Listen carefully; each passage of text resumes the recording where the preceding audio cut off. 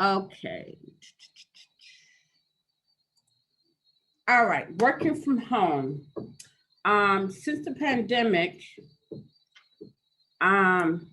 pandemic, a lot of people have started working from home. According to Oakman, the coronavirus has had a tremendous impact on the work environment, and thousands of jobs have been lost due to the virus, and women of color have been impacted the most. And that's because a lot of them were healthcare providers, were going into the homes as CNAs, and so they lost a lot of jobs. They were in the restaurant industry, which that also has impacted them. Um, 17% of US population worked from home prior to the coronavirus. After the coronavirus in 2021, 49% of the population works from home. And they're also going to, I just saw some statistics on after the pandemic is over, some companies are still going to do what they call hydro working from home. So where they come in 1 or 2 days a week, and the other days they're going to be working from home. So that is going to be very interesting as more and more people are working from home. Working from home, um, since Americans are working from home, this has created a lot of stress. The stress on the family, stress on the person, and as a mental health provider, we're seeing increased anxiety, depression, and burnout. A lot of people that's coming in now is it's a lot of work related, and they're saying because they're stressed, they're anxious because due to working from home since the pandemic started. According to Helbrecht, um, from the Kishler Foundation, they conducted a poll, and the poll reports that nearly half of America work from home and deal with some type of worry, isolation, and stress, and it's impacting their overall mental health. So, what does that mean? What causes mental health issues when working from home? New technology, people are because we can do everything from home. We can order groceries, we can shop. I know I did a lot of Amazon shopping myself during the pandemic.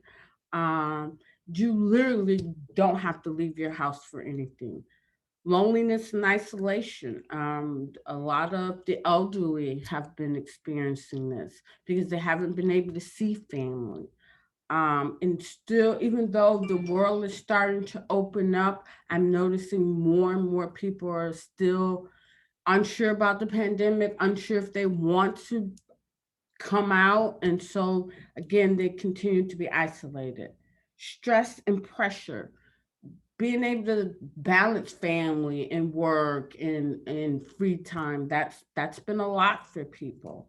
um Worrying about multitasking, wearing many hats, poor sleeping and eating habits.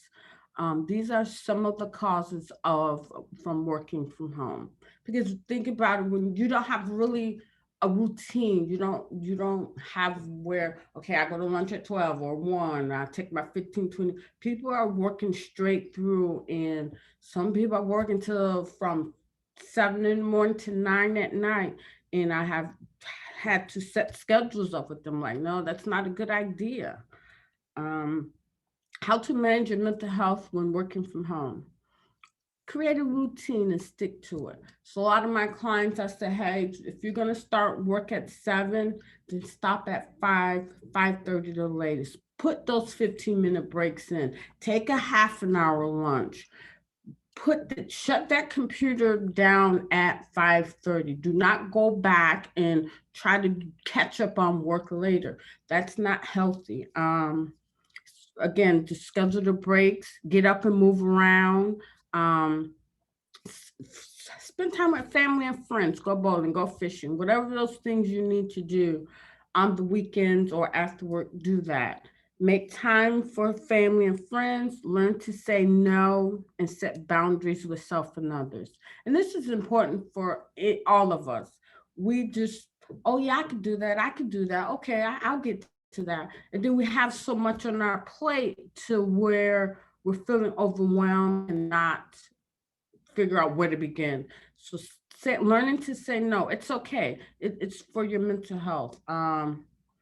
Get plenty of rest, exercise, and eat healthy. We don't know when it's going to end, but as we go through this and we continue to work from home, it's going to be important that we take care of ourselves.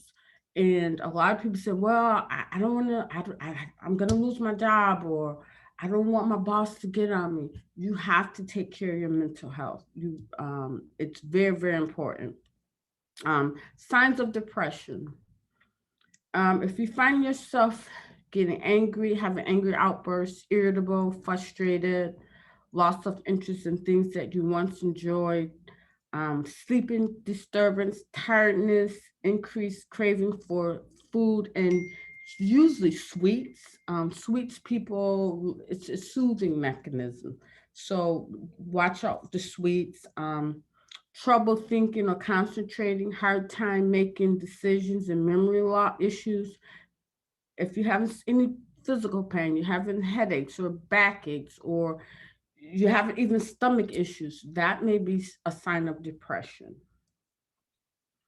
Signs of anxiety, excessive worrying, feeling agitated, restless, fatigue, irritability, trouble, falling or staying asleep, and tense muscles. If you're feeling restless, definitely, if you have any of these signs, talk to someone, talk to a friend, seek a mental health professional, talk to your doctor. They are very good at referring out and finding mental health providers for clients now. There are a lot of primary doctors are seeking out mental health professionals. And I know I have a contract with one of the doctors in Wendell, and she sends me a lot of her clients. And she just does a quick screen, and then she said, "Hey, I need you to go see Miss Sharon." So that's been working out. That's been working out for both of us. Um, Getting help. A lot of companies offer what is called EAP, and that's Employee Assistance Program. That program is a free service to you, so you don't have to pay for that. Your company already bought into it, and it's just depending on your company how many sessions you would get. The lowest I've seen is 3 sessions. The highest I've seen is 20. So it's just depending on your company, and I would definitely look into that. Um, Ask for leave of absence. Just say, hey, I need a break. Go to your HR person or your supervisor and ask for some vacation time. Just you need to take some time off just to regroup. And taking time off does not mean, oh, I'm going to catch up on my work. Taking time off is maybe just going out of town, going to the beach so that you can regroup. And the other numbers are helplines if you're having issues with substance abuse, domestic violence, the National Suicide Hotline, and then our number here if you have any questions and you just want someone to tease some things out for you. It's okay to ask for help. It's okay to say, I need to talk to someone, because we all do at some point in time in our lives that we really, really just, I got to go. I can't handle this. And this pandemic and everything that's going on in the world, it really has, and you may not realize it has had an impact on all of us.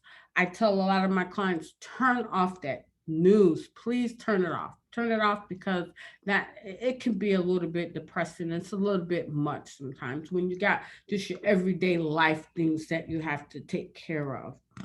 And any questions at this time?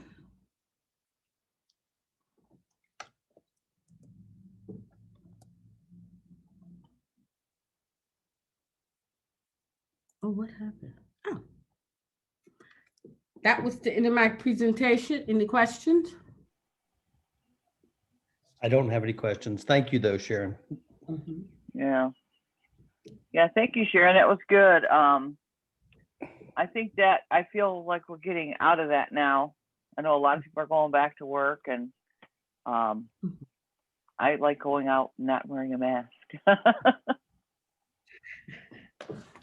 Well, a lot of people still are still working from home, and a lot of people are going to what they call the hydroplane, where they're going to be half home, some days in office, some days home, and just trying to figure out how to balance the two.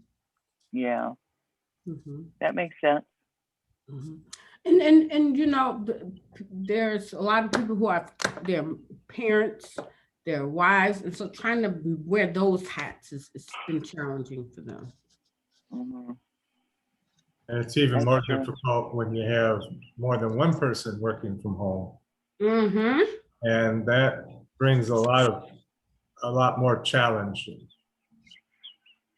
Yes, and so for those parents who both work from home, I tell them that set a time that you both agreed we're going to end work at 5 o'clock. Take a lunch break at the same time so you can regroup and at least talk, reconnect with each other. Um, Shut it off at 6, 7, and put the kids in the bed around 8:30. Well, summertime. I'll say no later than 9.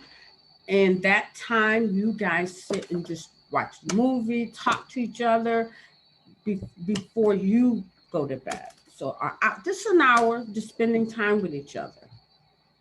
Do a lot of pick a date night. Do a date night on the weekend.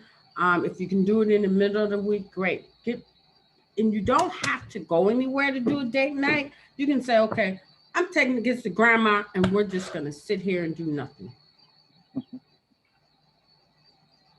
So those are things. Get creative. Go go to the beach. It's beautiful. If you like the beach, go to the mountains. Do some of those things to break up the routine, and so that you and your partner can reconnect with each other. Yeah. Yeah. Well, thank you, Sharon. It was a great presentation. Thank you. Learned a lot. Okay. All right. All right.